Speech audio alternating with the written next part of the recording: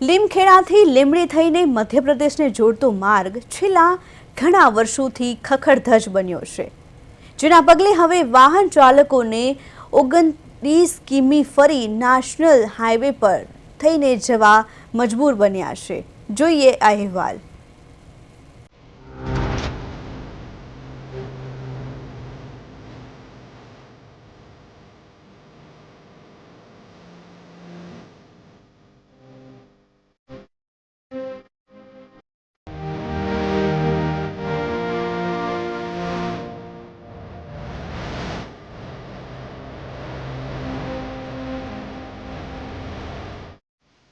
લીમખેડાથી લીંબડી થઈને મધ્યપ્રદેશને જોડતો માર્ગ છેલ્લા ઘણા વર્ષોથી ખખડધજ બન્યો છે, જેના પગલે હવે વાહન ચાલકોને 19 કિમી ફરી નેશનલ હાઈવે પર જવા મજબૂર બન્યા છે।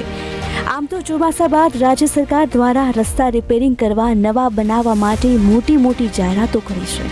ક્યાંક ખાતમુહૂર્તો તો ક્યાંક લોકાર્પણ કર્યા છે, પરંતુ રસ્તાઓ હજુ એવા ને એવા છે। સાહેબ, આ ઘણા સમયથી આ રોડ એકદમ ખાડાખોડી થઈ ગયા છે અને રોડની હાલત ખરાબ છે। વાહનો બહુ અવરજવર કરે છે, બાઇકોવાળાને બી બહુ નુકસાન થાય છે, કોઈ એક્સિડન્ટ થાય છે, પણ મોટા મોટા ખાડા પડી ગયા છે। વારંવાર રજૂઆત કરતા પણ આ ક્યાંય અમારે આ રોડનું ડુંગરી ગામમાં કંઈ ધ્યાને લેતા નથી। કોઈ રોડ માર્ગ મકાનવાળા બી કોઈ ધ્યાને લેતા નથી અને હાલની પરિસ્થિતિ આવી જ છે કે બહુ ખાડા થઈ ગયા છે। આ માર્ગ લીમખેડાથી લીંબડીને જોડતો 29 કિલોમીટર લાંબો સ્ટેટ હાઈવેનો રસ્તો છે। કદાચ આ માર્ગ ઉપર પસાર થવું હોય તો ચોક્કસ ઓર્થોપેડિક હોસ્પિટલનો સંપર્ક કરી લેવો પડે, કારણ કે હજારોની સંખ્યામાં અહીંયાથી દિવસ રાત વાહનો પસાર થાય છે। હાલ તો આ રોડ ખખડધજ જેવો બન્યો છે। આખા રસ્તા પર ખાડા તો ક્યાંક વાહન ચાલકોએ વિચાર કરવો પડે છે। જાલોદના ધારાસભ્ય દ્વારા આ રસ્તો નવીન બનાવવા 6 માસ અગાઉ ખાતમુહૂર્ત કરી ફોટા પણ પડાવ્યા, પરંતુ આ રોડ ન તો કામ શરૂ થયું ન તો ખાડા પુરાયા છે। સાહેબ, આ રસ્તો મંજૂર થઈ ગયો અને લગભગ 6 મહિના જેવું થઈ ગયું છે।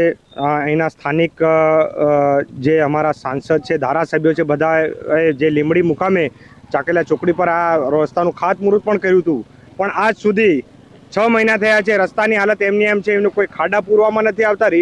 એ લોકો કે ભાઈ તમારો ડામર રસ્તો મંજૂર થઈ ગયો છે, પણ આજ સુધી તમે જોઈ શકો છો, કવરેજ પણ કરી શકો છો કે આજ સુધી આ લોકોની નેતાઓની અહીં ગાડી અવારનવાર કાયમ અમે દેખતા હોય છે કે નકળે છે, પણ આ લોકોને કેમ કે પાટનું પાણી હલતું નથી, કેમ કે ટાયર મોટા છે અને આમ નાના માણસોને એના હાલાકીનો સામનો કરવો પડે છે। ત્યારે અમને ખરેખર આ સંવેદનશીલ સરકારમાં એમને એવું લાગે છે કે જે બોલે છે એટલું કામ જો વાસ્તવિક રીતે ગ્રાઉન્ડ ઉપર થતું હોય તો આવો હાલાકીનો સામનો ના કરવો પડે અમને।